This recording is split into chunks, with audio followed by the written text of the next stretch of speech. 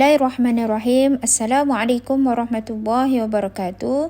Bertemu lagi kita dalam sesi PDPR Pendidikan Islam tahun 4 bersama saya Ustazah Syuhada, dan pada hari ini Ustazah akan membentang dan menerangkan kepada kamu tajuk tanda wakaf.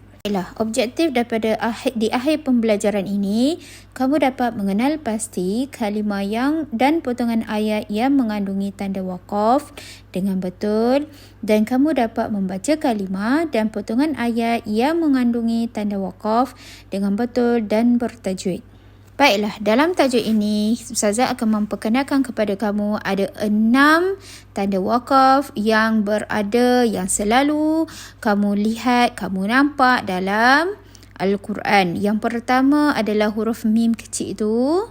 Yang kedua, tanda titik 3 yang ada 2. Yang ketiga, qaf lam ya. Yang keempat, huruf jim. Yang kelima, sad lam ya, dan yang terakhir lam alif. Maksud bagi huruf mim kecil itu iaitu lazim berhenti. Maksudnya kamu mesti berhenti apabila nampak huruf mim kecil ni. Dan yang kedua, titik 3, maksudnya berhenti pada salah satu tempat. Yang ketiga, qaf lam iaitu lebih baik berhenti.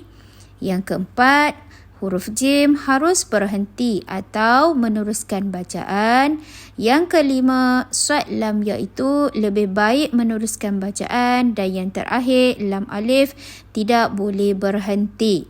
Kita pergi kepada huruf yang pertama, contoh bacaan huruf mim. Okey, bacaan tanda wakaf huruf mim, contohnya Bismillahirrahmanirrahim. فلا يحزنك قولهم إنا نعلم ما يسرون وما يعلنون. Ada nampak Ustazah berhenti di qauluhum tadi kan? Jadi di situ wajib mesti berhenti. Okey?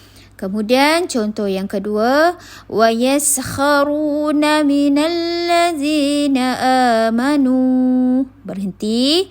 Wallazina taqaw fawqahum yawmal qiyamah. Okey? Itulah contohnya. Kita sambung kepada tanda wakaf yang kedua, iaitu huruf yang ada titik 3 tu. Maka maksudnya di sini kamu perlu berhenti pada salah satu tempat. Contohnya Bismillahirrahmanirrahim. Zalikal kitabu la raiba fih hudan lil muttaqin. Kat situ saya berhenti pada titik yang kedua. Okey? Kemudian walam tu'min qulubuhum wa minal ladzina hadu sama'una lil kazib. Kat situ saya berhenti tadi, qulubuhum titik yang pertama, kemudian titik yang kedua saya sambung seperti biasa. Okey, seterusnya kita sambung kepada tanda bacaan yang ketiga, iaitu qaf lam ya, bermaksud lebih baik berhenti. Okey, contohnya Bismillahirrahmanirrahim. Ma fis samawati wa ma fil ard. Man dhal ladzi. Okey, contoh yang kedua. Kemudian kita baca untuk contoh yang kedua, fathun qarib. Okey, kat situ ada qalqalah kubra. Okey, ingat tak qalqalah kubra? Qaf ta ba jim dal, bila berada di hujung kena bunyi lantunan besar sikit. Syiril mu'minin. Okey, dan kita sambung dengan tanda bacaan yang seterusnya, iaitu huruf jim. Harus berhenti atau boleh meneruskan bacaan. Contohnya Bismillahirrahmanirrahim.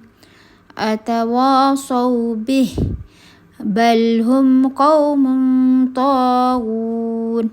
Okey, itu kalau awak nak berhentilah. Kalau awak nak sambung, boleh sambung macam biasa. Okey, contoh seterusnya, Allahu la ilaha illa huwal hayyul qayyum la ta'khuzuhu sinatun wala naum.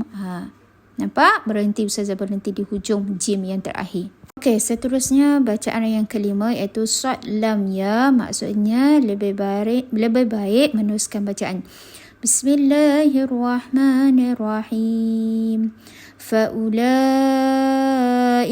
ashabun nari hum fiha khalidun. Contoh seterusnya, wa ukhra tuhibbunaha nasrum minallah. Okey, lebih baik disambungkan. Seterusnya, contoh tanda bacaan yang terakhir iaitu huruf lam, alif tidak boleh berhenti. Contohnya, qul uhilla lakumut tayyibatu wa ma 'allamtum minal jawarihi mukallibin. Contoh yang kedua, yabtaghuna min fadlillahi wa akharuna yuqatiluna fi sabilillah. Okey, lam alif itu tidak boleh berhenti. Okey, teruskan bacaan sampai sabilillah. Faham di situ? Ustazah mengharapkan di akhir pembelajaran ini kamu memahami keenam-enam tanda bacaan, tanda wakaf ini dengan baik supaya dapat diaplikasikan. Baik, sampai di situ sahaja pembelajaran kita pada hari ini. Ustazah harap kamu dapat belajar dengan elok, dapat memahami tajuk ni dengan baik, dan Ustazah doakan kamu sentiasa sihat, dijauhkan sebarang masalah kesihatan. Assalamualaikum.